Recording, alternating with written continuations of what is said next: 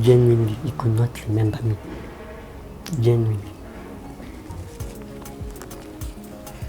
I thank God because I witnessed that issue when I'm a Christian. So I took it positively. I just chose to understand that it's possible, it can happen. I never wanted to make reference from my mom's side of the story. Hey, after all that time, where are you from? And I told her, is that okay? We have met. Na nijui.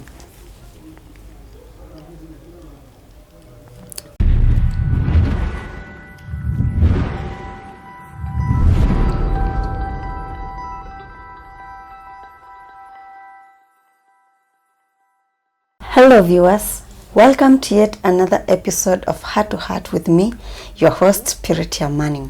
So in life, you can go through things that maybe can make you strong or weak. It depends on how you choose life. And today we're going to be hearing about a story of this gentleman who is going to introduce himself later, of how he has undergone challenges ever since he was born, since the first day he was born, up to when he decided to use his challenges to his advantage. So, without much further ado, allow me to introduce our guest today. So, mgeni wetu. Yes. Karibu sana. Asante. Asante pia kwa kutualika. Karibuni tena. Ningependa ueleze wanaotutazama majina. Na kwa nini umetualika hapa siku ya leo. Uwanjani wako. Okay. So, my name is Alpha Erickson.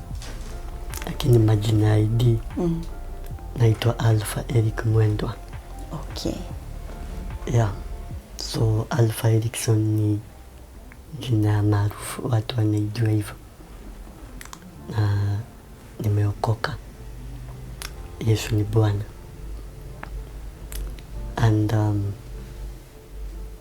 I'm the only child to my parents.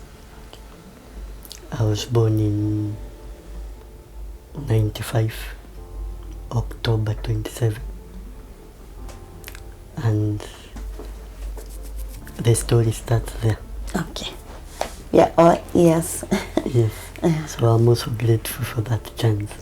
Thank you. So I was born in Jama Hospital. Jama.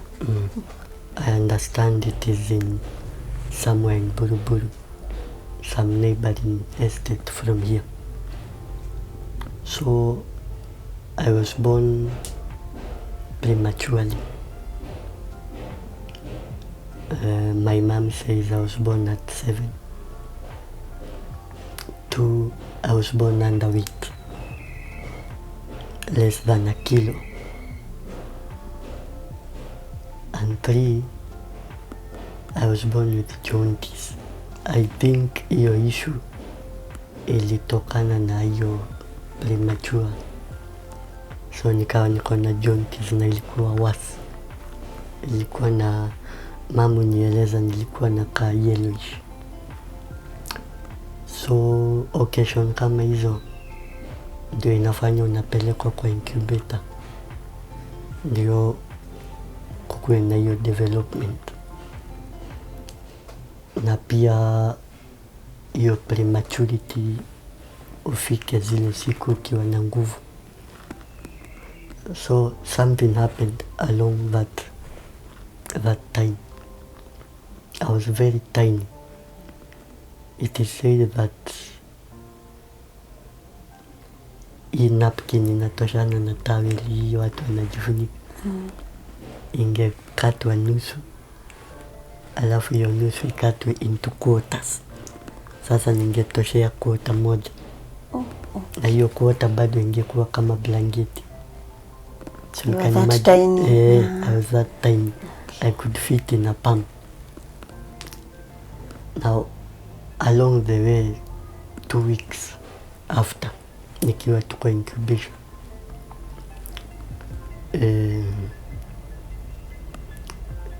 it was said that I had a super mind then.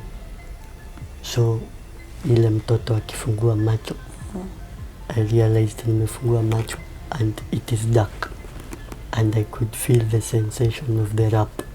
Ajua wanafungangwa juu ya hizo mwangaza. So nikajifungua, I unwrapped myself, nikachomeka. Sasa that is something that was not expected, so we cannot shift blame on doctors. It is something they were not expecting. So by the time they realized, my eyes were long damaged, zilikuwa weak, and sasa sikakuwa lazima kukuwe na matibabu.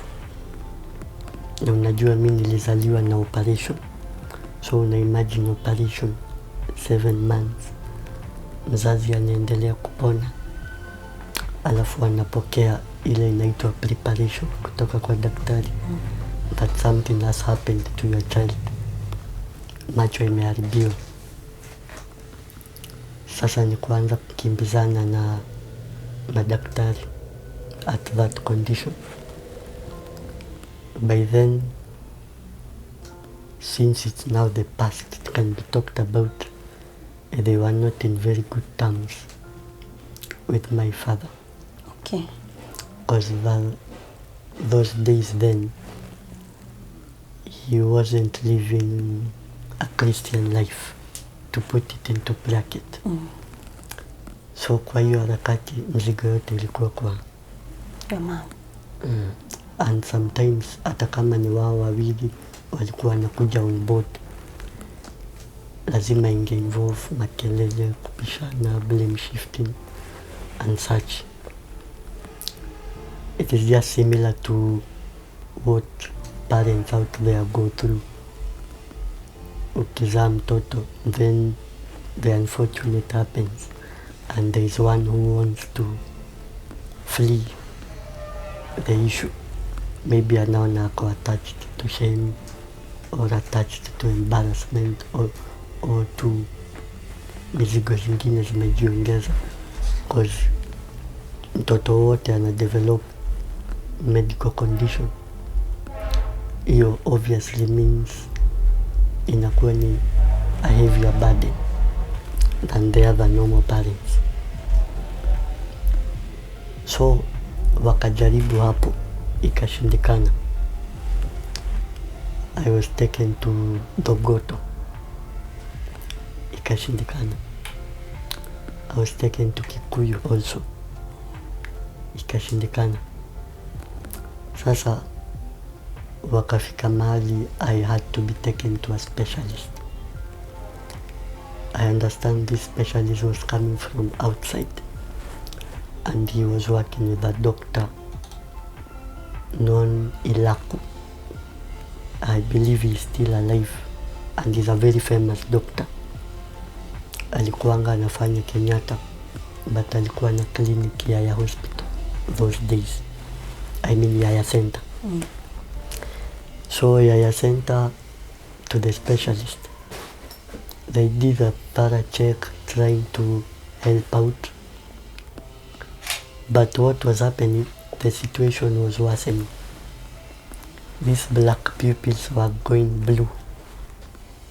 So no amount of medicine, no amount of checkup was doing anything better.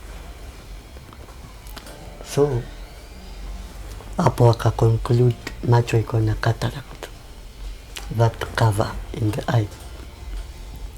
Then 2, they concluded it is an operation case. So mom is divorced. Then, or let me say, they are not in good terms. And she's in a place she's not sure if they can handle this together. I think that's the right way to put it. And operation is expensive those days. That is not enough. Now that is the eye. So along the way, report ikasemekana ni hivyo, those 2 things, kuna cataract na lazima itolewe. Kama operation haitafanywa, I'll go blind. And for sure, time came, I went blind because there is no ability. I believe also blind people out there, I normally feel for them because some maybe were in a condition that could be saved, but hawakuwa na, just similarly to any other condition in the body. So I was a victim. Now there is the body itself.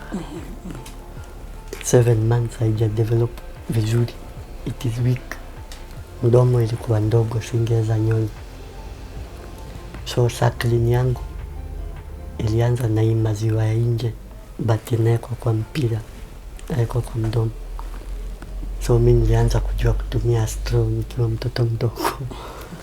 Used to pull because my mouth was too small to, you know, to coincide a nipple. Sasa unaona, you cannot develop healthily because of that. Sometimes mama alikuwa anatoa, inaekwa, that is if alikuwa in a position. You can see that stress na kupona. And I understand she was on and off. Issue yenye women wanafanywa operation then inakosa kupona. So alikuwa on and off for dressing and that. So limbs hazijapata nguvu, mkono na mguu. Sasa mimi nilikuwa nakaa kama hizi kuku zenye zimejikunja hivyo. The fingers were too tiny, they had not developed, both of them. The doctors had tried also to see if my limbs could flex and if my bones could be strong. Unfortunately, it was not possible. For reasons I cannot clearly tell, but I wasn't responding. I guess it was so severe. So ripoti ya pili mzazi alipewa, nitatembea na wheelchair all my life. You get? I'll be blind and I'll walk on a wheelchair. Sa hiyo ndio ile harakati ya kuokoka, kujua Mungu, kujaribu kutafuta Mungu because of the issue.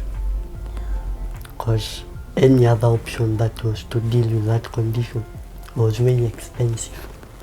Ni kama vile sahi watu wanapatikana na issue, lazima upande ndege uende India, you must raise millions. So I was once a victim of that. I know how it feels. Or rather, I have been through that and my people know how it feels or what it means. So si waka give up sasa. Hapo at that point ndio nilitoka hospitali and blind and disabled. Sasa there is no much medical thing you can do. The only thing, mom was left with this praying. Ile saa unaomba like ni Mungu sasa amebaki, you just pray kama atasikia ni sawa. Na pia it is those times alikuwa introduced a lot to matters faith, matters deliverance. I don't remember who was the preacher then. I really don't remember the name, but she's popular, she's alive. She has a church around Jogoro. Those days we were living in Uhuru Estate. Sasa hiyo maombi na ku give up hapo, kujaribu kutiana moyo. So it went for some time. Let's say a year or two. Sasa all of a sudden, I started noticing I can see light. Remember meow. Na bado sina hiyo uwezo ya kutembea. Okay, So nilikuwa nalalishwa tu. How old were you by that time? That is now like a year or two. Okay. Let's say in between there. So nika notice naanza kuona light. Na unajua light zetu zamani hizo ndio, or let me say the tubes were popular. So we were using tubes also. And there was the Great Wall TV. So niki notice light, it was normally interesting. I'll show you the pictures. Okay. I used to dance my head. Ndio hiyo najua kufanya hivi ile kamwangaza. It plays interesting. Yeah. So these family people used to notice. Anytime watu wamewasha taa ni usiku, I used to play around hivyo kichwa. Ama kama naona screen na maybe nimewekwa upright, lazima ningefanya. So I don't know how they perceived, cause nikiwa kwa giza nimetulia. And surprisingly, I'm talking something that I remember. So already nilikuwa najisikia. Literally I could tell this is light. After some time I could not see light. And I could not express that I'm seeing. So the only language I was using ni hiyo kutingiza kichwa. And it was all of a sudden, no treatment, no nothing. Specialist amefanya kazi imeisha. Na ile condition imebaki, ama ile nafasi imebaki, hatukuwa na uwezo. It is at that point that I normally say God healed me supernaturally. Though it was through a lot of prayer, pain, depression and despair. So when mom is going to work, lazima niachwe na her sister then. She was young, not well off. So yeye ndio alikuwa anaachiwa mimi. Akinotice nimejichafua, ana change and all that. So there is a picture you'll see, maybe it will be displayed for clarity. Yeah. Waliniletea biro pen. That is when now the rest realized I am seeing, because I reached out. So you can imagine that super mind, that young age. Ina notice kuna kitu naletewa. Nobody taught me to reach out to anything. Remember I was blind. So nikaletewa pen. And I thank God because it is captured on camera. I have the picture in my album and even now. Sasa nika reach out. And those days my uncles were there. So they realized, wow, this guy has started seeing. Now it was a good news. Now it is from that point that I now started developing normally. You see, not because I'm suckling. Even my mom can attest, me I was not suckling because she's left there to deal with the issue. They are in the same roof with the father. But you know how it happens where those days then is the mother who takes the responsibility. Na mzee tu yuko. So it's an encouragement to women out there who find themselves, you are still married and you have to take care of your child as if you are alone. Married but single. So I came from that setup. And the scripture says that there is nothing you go through that is not common. Even if there is somebody else who went through it a decade ago, if that person overcame, you can also overcome. Whatever means it will take.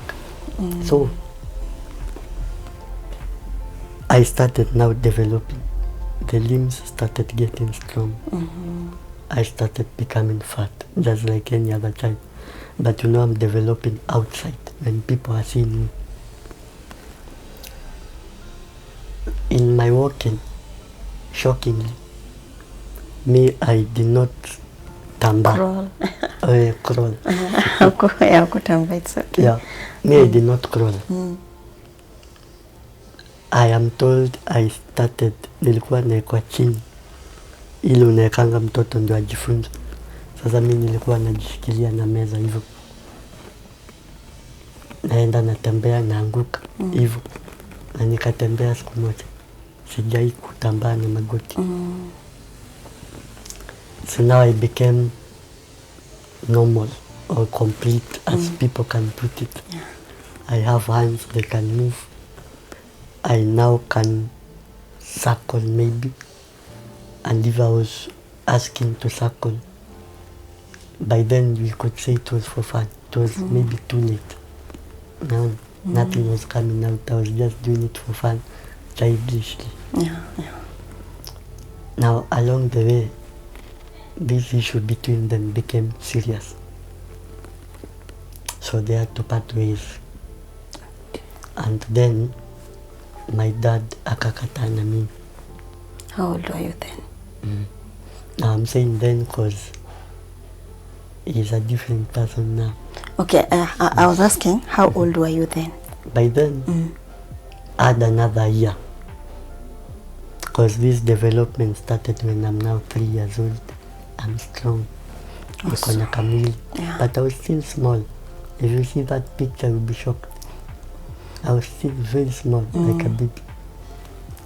So, waka part ways. No, when you're 4 years. Okay. Part ways. When I was 3, I guess. Because I had not gone even to school. Okay.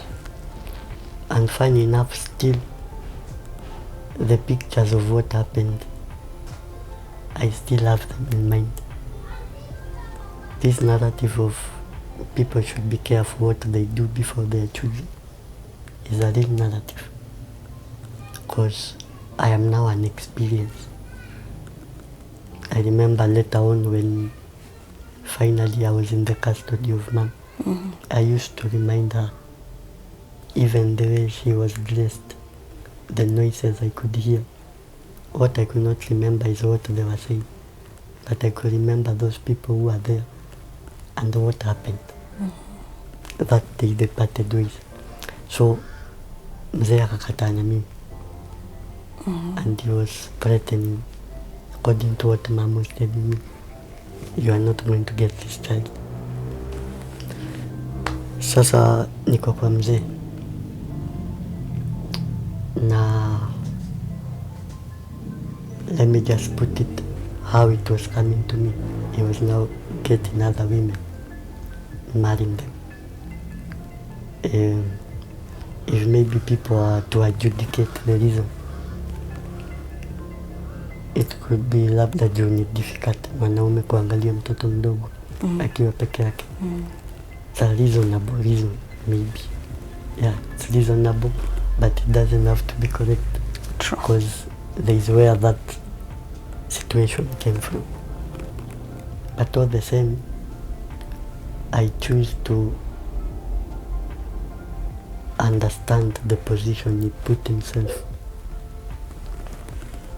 Sasa unajua wa mama wa kambo, mimi nimelelewa na kadhaa, not one. And honestly, I found it rough. I'm one of the people who found it rough in the foster mothers. It was rough. You cannot access your mother.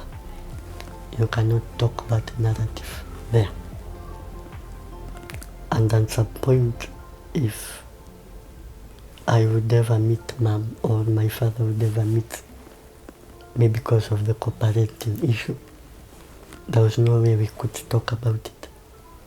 I remember there was a time due to kutokana na utoto one day we met, me, mzee and mom. Due excitement, I told one of the foster mothers who was present there. Ikawa shida. Sasa mimi nikakuja nikapigwa. So, ulimwaga mtama. Najua hata sijui what is happening. Na ningepigwa cause he was bitter. Not, I think it's a button I pressed. Yeah, now that I'm a Christian, I want the audience that is watching me to go together with me on how to approach the situation, just as a Christian. Because he did what any person could do who was at this point. He was not a serious Christian then. I think even he was not a Christian then. Hizi games sasa vijana siku hizi wanacheza. Alafu sasa, now that he learned, it is also good for me to extend the same lesson. Don't involve your baby if you are cheating. You have a freedom to cheat, but do it alone. Mtoto atamwaga mtama na utamkasirikia. Now how do we know how wanaua watoto? They died on that condition. At least me, my dad never killed me, but he beat me serious. Kwanza alinishika hivi miguu kichwa hiki. Sasa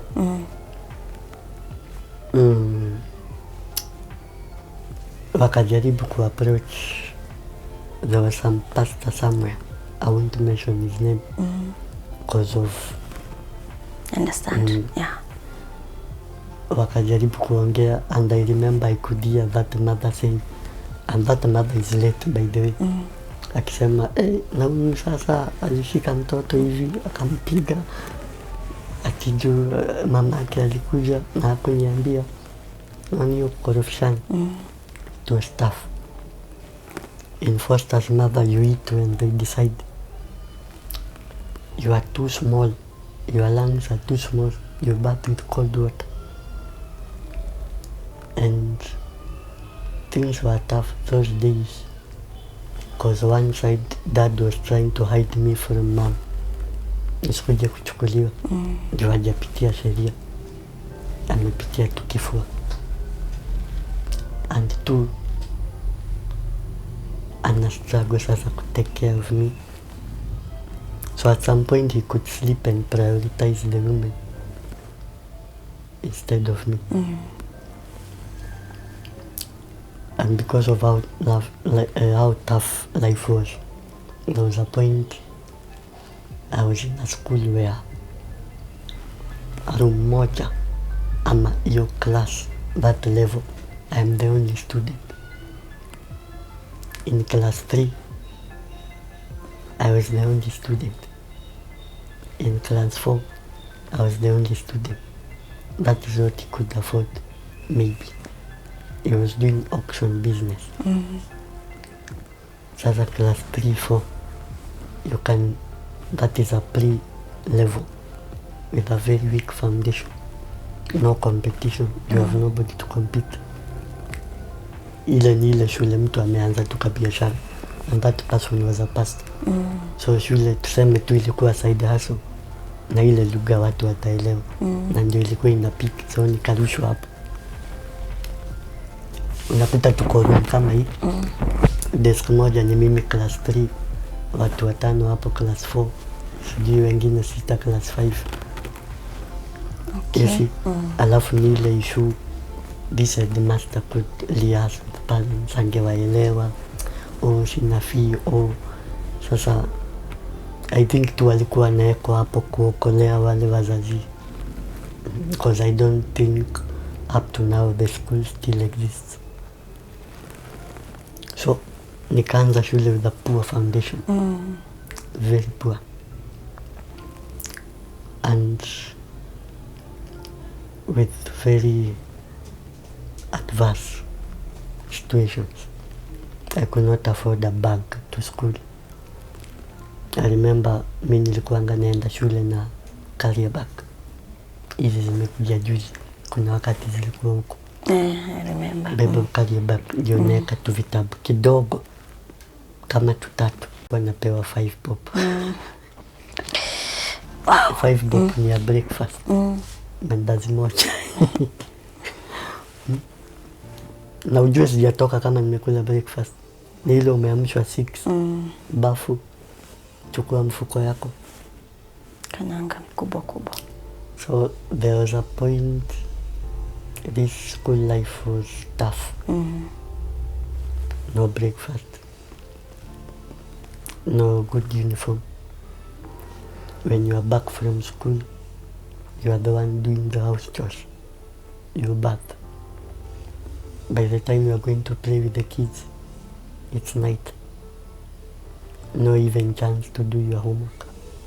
Even that willingness is not there because you're already exhausted and you are from a long day. And sometimes lunch because shule, what do you think I'd do? Lazima nidoe. Thank God those days kwa hoteli sahani moja ilikuwa inatoka 10 bob. Tambo, I don't remember it was 2 or what. But I remember tulikuwa tunaishi Kayole na alipanaitwa Nyando. People of Nyando, if they see this, some of them will remember me. So kuna kakefu tu kalikuwa mahali hapo, kalikuwa kanya mix mchele na minji ya 10 bob. Ama hii mnaita pasua siku hizi, kama ndazi unaweka supu imekatakatwa. I used to feast on that because hiyo ndio ilikuwa inapatikana. So kwa harakati ya hiyo maisha, I've already passed through the hands of several women. When you are sick, you are pretending, so they hit you hard. Sasa hizo kwa mgonjwa natapika, na huyo ni mtoto wenyewe. Now, today I talk to married people, I tell them from now my experience. At least try what you can because of the child. You never know. Yule atatoka aende na mtoto. Na mtoto ni wenyu. You have both one affectionate to the child. And you cannot deny it by any means. And even if you deny, in the spirit world it is recorded and God is watching. Yeah. So umeenda upande wa mzee uko kwa wanawake. Wakikuchapa, wanakuchapa na hasira ya amekosana na mzee. Chakula unapewa. Those were days I was taking ugali kavu. Because hautapea mama kazi ya kupika lunch. Ni apike sapa. For reasons maybe I can say pengine ilikuwa inakosa ama ilikuwa inakosa. But my eyes were seeing the welfare of the mothers and mine. I could divide. Na pia the husband of anyone watching us could be having the same behavior. It is good to first appreciate that they are not born again, if that is the case. Situation kama hizi zina happeningi kwa ndoa zimeanza na Mkristo na mtu hajaokoka, ama mkuokoka mmoja akaokoka. So kuna ethics za kidunia na kuna zile za Kikristo. Sasa ndoa ya mtu kama huyo inakuanga ni vita. And it's high time mtu aambiwe ukweli alongside na kuombewa na kukanseliwa. It's battle by itself. You are in collision with the different ethics, habits. Sasa mimi mtoto nilikuwa kwa hiyo na niliona. In other words, I'm trying to say my dad was then not born again. So I'm drawing to people a picture you expect if you find yourself in such situation. So along the way, another thing happened. I was now sneaked out of school all of a sudden because dad then was in debt. This is a charm. Lazima angehepa. 2, business was going down. And 3, he had an issue to take care of in his background. There was a case he was to deal with. Okay. Sasa angeniacha na mama kambo. Na I think they had agreed maybe yeye aachiwe nyumba, mimi toroshwe. That's how I realized kumbe mom is alive. Kwa sasa nilipelekwa after some years. Nimesoma mpaka class 4. Naelekea class 5. Not having set eyes on my mother, which was my desire. Si nikapelekwa, nilitolewa nikifanya mtihani shule. Mom now used to live in Umoja. So tukaenda tukamgojea akatoka job. So venye mzee alienda, I told her, mi akisioni kama nitarudi kwa ile life ni nzito. At Makiu, mama anaanza kulea mtoto wa class 4. So there was a challenge of processing my relationship with her. You get? That is the fate that will come if we are married, for example, and you go with the child or I go with the child, and at some point, no, it is very good. The community says mtoto atakuwa atafute mzazi wake, but tujue sasa relationship yake wataanza kuijenga hiyo siku watakutana. Hata kama watakutana akiwa 18 years. So what does that mean? It becomes a rough life of its kind. Lazima mkosane. Lazima I think the right word to say, lazima mtoelewane. Naona? Inakaa ni kama ile scenario ukioana na mtu. Sasa stage ya kwanza ya hiyo ndoa ni kwanza kujuana. So I went through that life. Today, I thank God where I am, the people He has given me. Hajaruhusu wa divorce. Sometimes I sit them down and tell them, don't rush. You don't know what goes to the child. Si mimi nikakataa. So mzazi akaona hiyo ni advantage. Alisema aje, I'm not returning the child to the father. Sasa that's how I shifted to mom. Nikaanza kuishi naye kwa mom. Unadhani nilimaliza mwaka naye miezi kidogo body, and I'm in class 5 body direct. Kaanza kujua kufua nikiwa class 5 and I was tiny. Wacha tu, maybe we'll check the albums. I was tiny.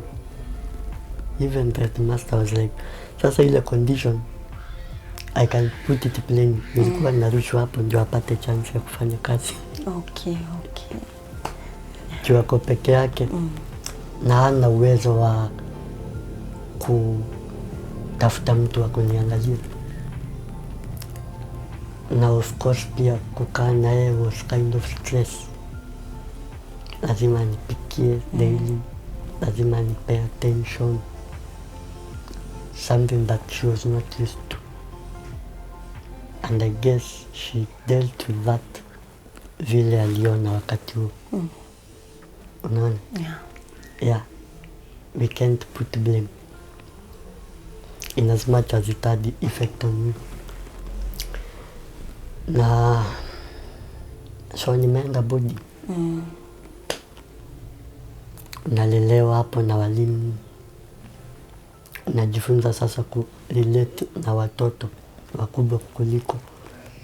Devoid your parents. If anything happens to you, you have no parent to report to. Nikaa huko kwa msitu. Sasa you man up from there. So I started maturing from then. No? It was quite an experience. You balance concentrating, reading, and fighting homesick. I was thinking, finally I'm with my mom, I'll spend time. Wapi? Shule. Haya, nao si nikaanza sasa kuzoea kukaa kivyangu. You see the danger of that? So, I wish, Oh, thank you. You're welcome. I wish parents can divide if they can. I know they can be incapacitated. And I've said that in respect to my mom's case. Yeah. If they can, it is good to have time with your child. And if I'm asked, I would say mpaka tu amalize lower primary or mpaka afike 13 years, wakati anaanza kujisikia. Hapo ndio unaweza mweka kando ajidevelop mwenyewe, isiwe unamcontrol ama unammanipulate. You get?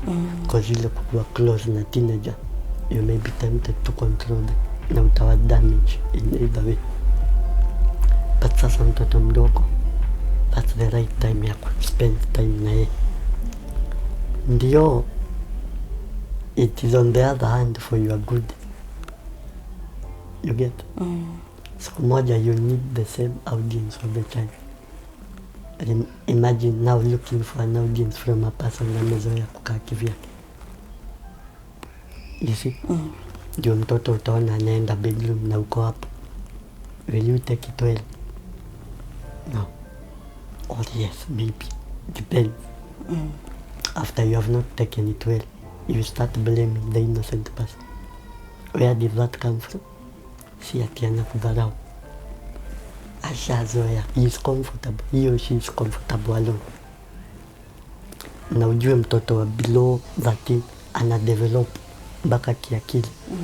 So ameventure, amejua, so I can do life alone. I've managed now.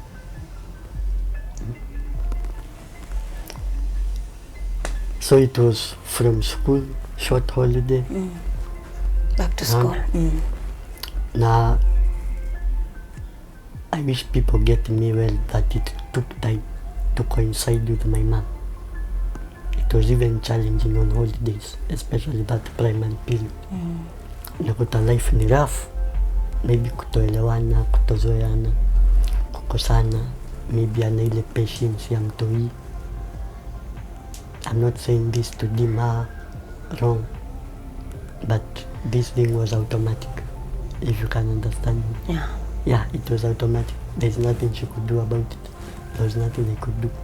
So life went as it took us. It's only later on that now we started merging well, after tumeelewana. Unaona? Haya.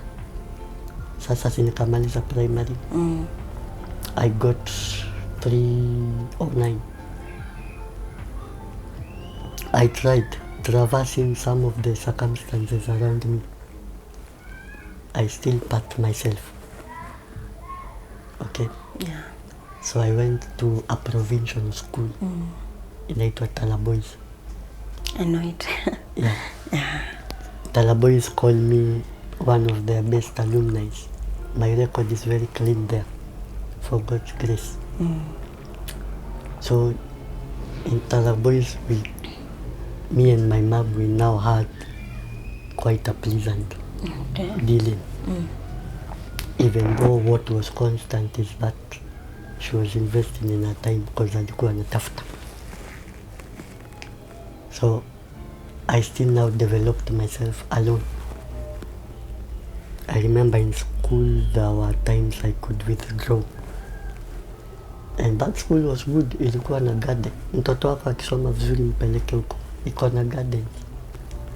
So I could take one garden, stay there and enjoy silence.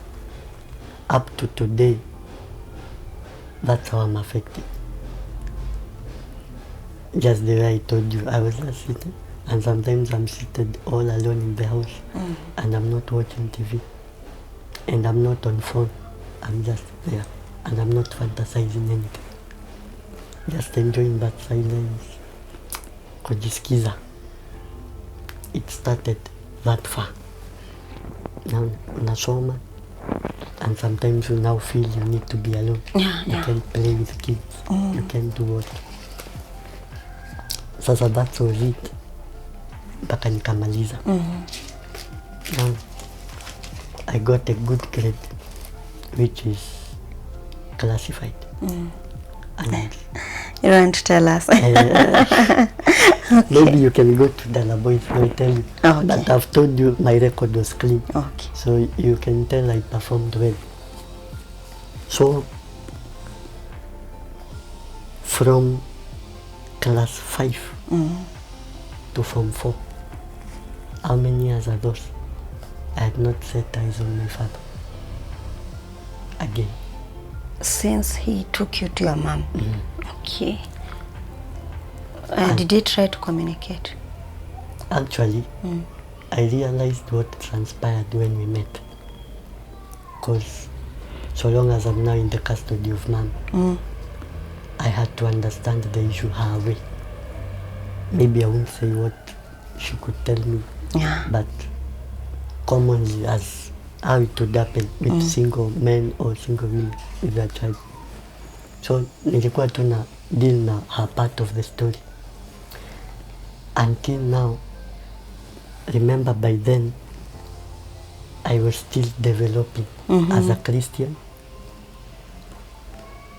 and so passionate, soaring towards ministry. That young age, by the time I'm from 4, I had known ministerial ethics, some of them. I had already known how to teach the youth, deal with them. I was even advancing. Now what happened? There is this church called Calvary Covenant. It is in Komarok. So a friend of mine, his name is Bishop Nyatuka. Big up to him. One day he was in America. So I visited the place and there was his son there. He's called Nyatuka Jr. Yeah. And there were other pastors there, like another one called Aluciola. He's very famous, he's known by many preachers. So they challenged me. They told me, do you know your father was here? He did a wedding here. Yeah. And he has studied, he's now a reverend. It's like, what? How? Oh, your biological father. He married again. Sasa amesetwa ile. Okay, then he has been looking for you. So mimi nikawapea story from the mom's side. And now they asked me, surely, you want to be a pastor and you are telling us this kind of things? Okay, is it okay if you can tell us what your mom had told you? Okay, this guy doesn't love you. You see, since he brought you here, hajashughulika, which was true, yes. Yeah. But we both had not known the father truth. side story. Yeah. Okay? Yeah. So I was now writing to them. At some point, it was so bad. I had tried to blot his name from my certificate. Yeah. So they were like, I know, Christians don't do that. Pastors for that effect. So these guys opened my eyes. That Reverend Aluciola and Nyatuka Jr. I can mention them at least for people to know that these are genuine people. I was like, hey, true. If for sure I want to have ministry as a passion, I love people in my hands, will I still advise them the same thing? No. So I had now to cover this fire with a blanket in the meantime, to ignore this pain and start adjusting to what these people advised me was the right thing to do, to look for my father. I don't know where he is. But it was God orchestrated. And you know what came to my mind was that, just like a Christian, genuine Christian, mzae akikutafuta hivyo na aende kama hajakupata na kabisa alikutafuta genuine na nyoyo ulikata, kuna baraka kweli utapata? No. And let me take this opportunity to tell people out there, it doesn't matter how sore the issue was between the father or the mother. Each of them has something to deposit to a child. Oh. And at least I'm saying it because I now fought that battle. I fought my way. Because mi nilikuwa nimetishiwa, my friend, ukijaribu. You see, now our parents knew, just to prevent the children from pursuing. Yeah. But I had now to break it out. Kasema kutaenda venye kutaenda. Si Mungu anaona. Now there was a teacher of which nimesahau jina yake. Alikuwa anaishi somewhere, some close estate to where my father was living. Akaniambia pia yeye sometime after, do you know I've seen your dad? And anytime we meet, ananiambianga, if you see Eric, tell him I'm looking for him. Nikamwambia, do you know where he lives? Hapana. By then I had finished Form 4 that year after. Yeah. But I can help you. Kuna vile anajulikana. He used to be known as a welder. A pastor mwenye anachoma chuma. Yeah, okay. So I had one of my friends tulisoma high school moja. Hiyo siku hatukuwa tumepanga. Sijui tumekutana, nikamwambia hebu twende tutafute mzai. So nikapigia huyu madam simu. Now I'm ready, are you around? Fortunately she was. So ulisema huyu ako wapi? Hebu kuja mahali fulani tumtafute. Allow me not to disclose his locality. So tukaenda. It's just some place, some miles from this estate. Yeah. Tukaanza kumtafuta. Hatujui ako wapi. So tukafika mahali, huyu madam alikuwa sure anajulikana because there was a welder. Yule welder pastor ako wapi? Anaishi wapi? Ndio tukaambiwa go down this road. Alafu utaona ka post hapo. Nyumba yake huko hapo. Alikuwa amejenga hapo. Ka small plot. Tukaenda. And tukampata. Now this is a shocking. This is a shocking thing. Tumekutana. Akitoka kwa nyumba akienda kununua food wakule yeye na mke wake. And this lady happened to be the last woman I left him with. Ndio niende sasa kwa mama. So tukapitana, tukasalimiana vizuri. Huyo mama. But I notice. And I'm not in glass. And I'm not in cape. Tunasalimiana, I notice. Yani, it was painful. It was painful. How did you feel after seeing her? How did you feel after seeing her?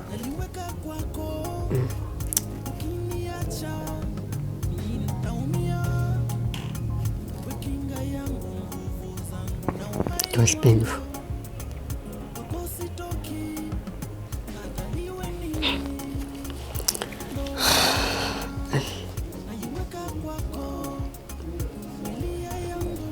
It's okay. It's all right. Take your time, no problem. It was painful.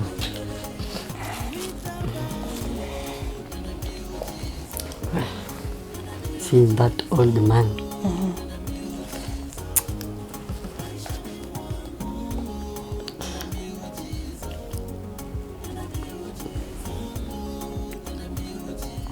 I'm shocked I've never healed from this. It's okay. Take your time. Take your time. It's okay.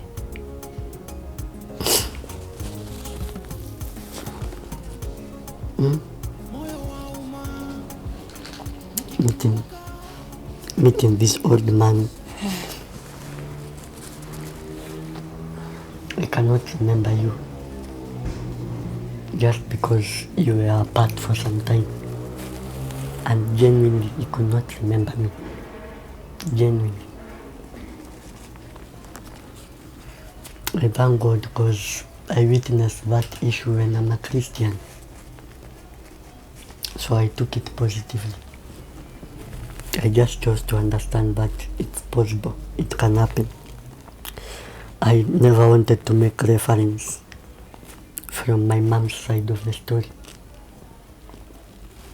So, I don't know what we told him. We just asked him, kwako ni wapi? He said, the first post, that's my plot. Na huyu mwalimu hakutaka kumsumbua. Hakutaka. Kamwacha. Si tukaenda, me and my friend. His name is Baraka. I'm mentioning him as a witness. So, this wife of him, akani notice from the door. He called my name. Okay, so the wife noticed you, but the dad did not. Imagine. Okay, now I understand. Say, Eric, hey, after all that time, where are you from? And I told her, is Dad okay? We have met. Na hanijui. You know, I never cried that time. No, it's okay. You are allowed here. Just take it away. That's healing. Just take it away.